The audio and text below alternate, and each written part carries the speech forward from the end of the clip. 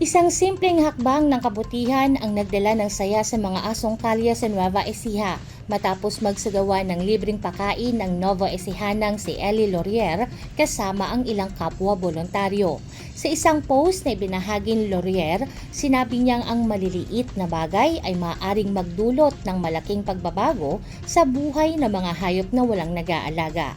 Small things mean the world to them, anya habang ibinabahagi ang video at kwento ng kanilang feeding activity. Pagbabahagi ni Laurier, nagtipon sila ng mga donasyon upang makapagbigay ng pagkain sa mga aso.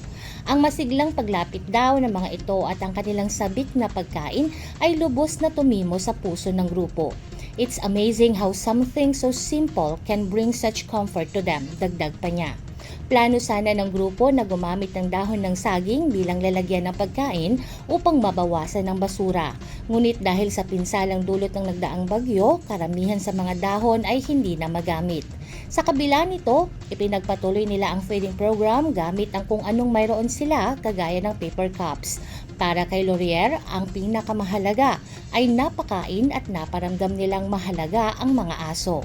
Nagpasalamat din siya sa lahat ng nagbigay, tumulong maghanda at sumuporta sa kanilang munting inisyatiba.